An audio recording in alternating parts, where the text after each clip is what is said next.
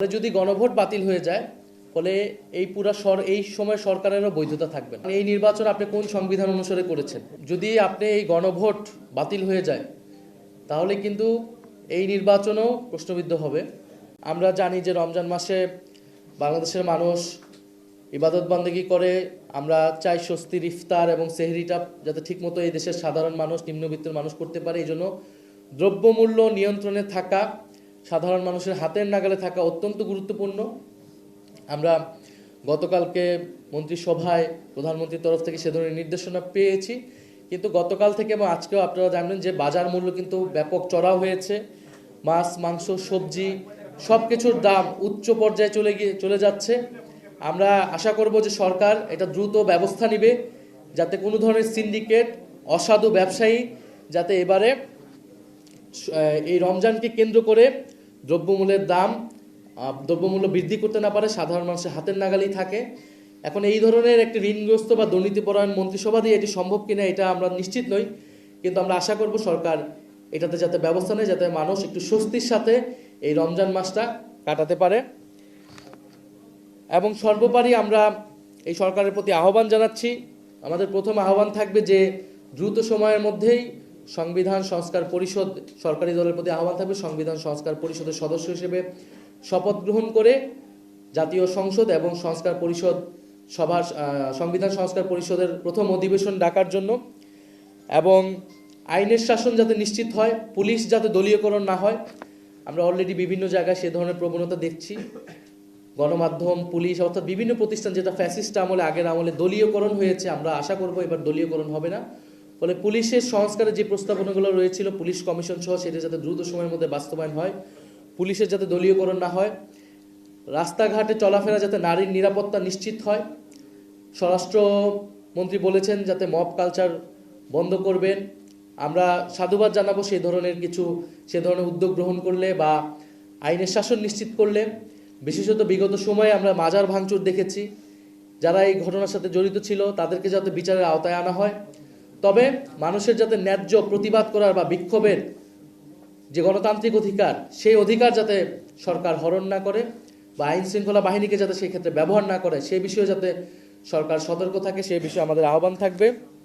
এবং সর্বোপরি আমাদের যে সংস্কারের আকাঙ্ক্ষা, সেই আকাঙ্ক্ষার বাস্তবায়নে আমরা সরকারের প্রতি আহ্বান জানাবো যাতে ঐক্যবদ্ধভাবে সরকার এটা সেই আকাঙ্ক্ষার সাথেই কাজ করে। কারণ সেই আকাঙ্ক্ষার যদি ব্যত্যয় ঘটে ফলে কিন্তু জনগণ সেটা মেনে নেবে না, এবং আমরাও জনগণের প্রতিনিধি হিসেবে আমাদেরকে রাজপথকেই বেছে নিতে হবে।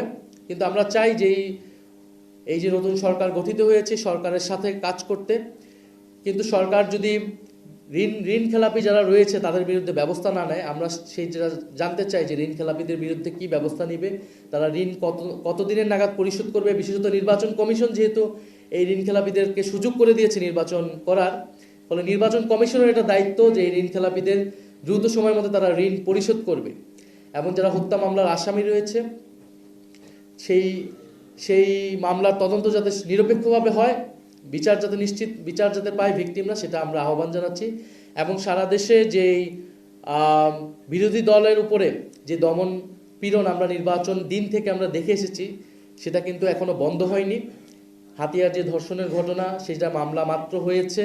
আমরা আশা করব এই সকল ঘটনা, মামলা নিরপেক্ষভাবে পরিচালিত হবে এবং বিভিন্ন জায়গায় বিরোধীদের উপরে মামলা দেওয়া হচ্ছে। আমরা সেই আওয়ামী আমলের সংস্কৃতি কিন্তু এই নতুন সরকার থেকে আমরা প্রত্যাশা করি না।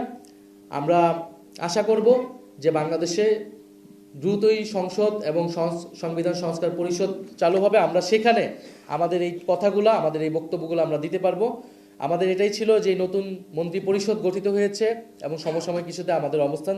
আমরা আশা করব যে ট্রাইব্যুনাল যেই গতিতে কাজ করেছে সেটা অব্যাহত থাকবে। ট্রাইব্যুনালের কোনো সেটআপ পরিবর্তন করা, যদি কারো বিরুদ্ধে কোনো স্পেসিফিক অভিযোগ না থাকে, সেই সেটআপ কিন্তু পরিবর্তন করা পক্ষে নয় আমরা, বরং সেটা পরিবর্তন করলে আমাদের মনে সন্দেহ তৈরি হবে যে বিচারকে প্রভাবিত করার কোনো চেষ্টা হচ্ছে কিনা। বরং ট্রাইব্যুনালের সক্ষমতা আরও কীভাবে বাড়ানো যায়। এবং কারণ আমরা দেখছি বিভিন্ন নিম্ন আদালত থেকে কিন্তু ফ্যাসিস্ট এবং হত্যা মামলার আসামি তাদেরকে জামিন দেওয়া হচ্ছে। আবার আপনারা জানেন যে ভুয়া মামলাও হয়েছিল প্রচুর। এই ভুয়া মামলা কিন্তু এখন যারা সরকারি দল অর্থাৎ বিএনপি নেতাকর্মীরাই করেছে। ফলে এই পুরো বিষয়টাই কিন্তু আসলে একটা সুরাহা লাগবে, এবং এই বিচার এবং সংস্কার এটা কিন্তু আসলে সরকার দল বা বিরোধী দলের বিষয় না, এটা জাতীয় ঐক্যমত্যের ভিত্তিতে এইটা নিশ্চিত করতে হবে। ফলে আমরা বিচার, সংস্কার এবং এই দুর্নীতি প্রশ্নে আমরা কিন্তু বিন্দু পরিমাণ ছাড় দেব না। আমরা মনে করি যে আদালত এই বিষয়ে অবশ্যই গণভোটের বা জনগণের পক্ষে রায়টা দিবে, গণ অভ্যুত্থানের পক্ষে। কারণ এটা কিন্তু যদি আপনি এই গণভোট বাতিল হয়ে যায় তাহলে কিন্তু এই নির্বাচনও প্রশ্নবিদ্ধ হবে, কারণ এই নির্বাচন আপনি কোন সংবিধান অনুসারে করেছেন। দেশের মানুষকে প্রতিদিন সুরক্ষিত রাখার প্রত্যয় নিয়ে সেফটি কেবলস সহ এলো সেফ সিলিং ফ্যান। এই নির্বাচন তো সংবিধান অনুসারে এই সময় নির্বাচন হওয়ার কথা না, অন্তর্বর্তী সরকার হওয়ার কথা না, গণভোট কোনো কিছুই হওয়ার কথা নয়। বিদ্যমান সংবিধান তো আগের সংবিধান, এই সংবিধান অনুযায়ী আগের সরকার বহাল থাকার কথা। ফলে এই সব কিছুর বৈধতা একমাত্র হচ্ছে জুলাই গণ অভ্যুত্থান। কারণ জুলাই গণ অভ্যুত্থানে জনগণের সার্বভৌম অভিপ্রায় রাজপথে আমরা দেখেছি, সেই অভিপ্রায় অনুসারেই কিন্তু আপনারা পরবর্তীতে সংস্কার কার্যক্রমগুলো হয়েছে। গণভোটের আদেশ রাষ্ট্রপতি কর্তৃক দেওয়া হয়েছে এবং সেই আদেশ অনুসারেই গণভোট এবং এই নির্বাচন হয়েছে। ফলে যদি গণভোট বাতিল হয়ে যায়, ফলে এই এই সময় সরকারেরও বৈধতা থাকবে না। আমি আমার বক্তব্যে বলেছি যে এখানে অনেক তরুণদেরকে সুযোগ দেওয়া হয়েছে বা অভিজ্ঞ অনেক ব্যক্তিকে সুযোগ দেওয়া হয়েছে, তাদের এটা থেকে আমরা তো সাধুবাদ জানিয়েছি। কিন্তু আমরা তো আপনি অর্ধেক ভালো করবেন অর্ধেক খারাপ করবেন, এইটা তো হইতে পারে না। আমরা তো চেয়েছিলাম পুরো মন্ত্রিসভার এমন একজনও থাকবে না যার বিরুদ্ধে প্রশ্ন তোলা যায়। ফলে সেই জায়গা থেকে যাদের বিরুদ্ধে প্রশ্ন এসেছে আমরা তুলছি, সেটা যাতে পুনর্বিবেচনা করা হয়। কারণ না হলে এই মন্ত্রিসভা আসলে জনগণের যে আকাঙ্ক্ষা, দুর্নীতির বিরুদ্ধে যে অবস্থান, সেটা তো আসলে নিশ্চিত করতে পারবে না। কারণ আপনি দেখেন আরও এরকম কয়েকটা বড় বড় বাজেটের মন্ত্রণালয়গুলো দেওয়া হয়েছে বিভিন্ন ব্যবসায়ী এবং যাদের ঋণগ্রস্ত যারা।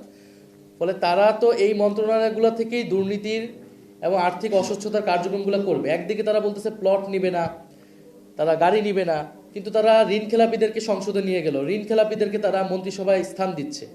ফলে আপনি বৈধ সুবিধাকে অস্বীকার করে জনগণের সামনে সাধু সাজা হচ্ছে, কিন্তু অন্যদিকে কিন্তু ঋণ খেলাপি দুর্নীতিগ্রস্ত ব্যক্তিদেরকে বড় বড় বাজেটের মন্ত্রণালয় দেওয়া হচ্ছে যাতে সেই সকল মন্ত্রণালয় থেকে দুর্নীতির সুযোগ তারা পায় না। বিষয়ের দ্বিচারিতা করেছে বিএনপি এবং সরকারি দল। নির্বাচন কমিশন থেকে আমাদেরকে এবং সরকারের পক্ষ থেকে আমাদেরকে যে চিঠি পাঠানো হয়েছিল, সেই চিঠিতে 2টি শপথের কথাই বলা হয়েছিল। আমাদেরকে আহ্বান জানিয়েছিল 2টি শপথ নেওয়ার জন্য। আমরা সেই আহ্বানে গিয়েছি এবং আমরা আমাদের দায়িত্বটা পালন করেছি। কারণ আমরা মনে করি আমরা শুধু সংসদ সদস্য হিসেবে নির্বাচিত হইনি, আমাদের জনগণ আমাদেরকে পাঠিয়েছে সংবিধান সংস্কার পরিষদের সদস্য হিসেবে সংবিধান সংস্কার করার জন্য। আমরা আমাদের দায়িত্ব পালন করেছি, বিএনপি তার দায়িত্ব পালন করেনি। বিএনপি সংস্কারের বিরুদ্ধে, গণরায়ের বিরুদ্ধে অবস্থান করেছে, জনগণ সেটা বিচার করবে। ধন্যবাদ সবাইকে।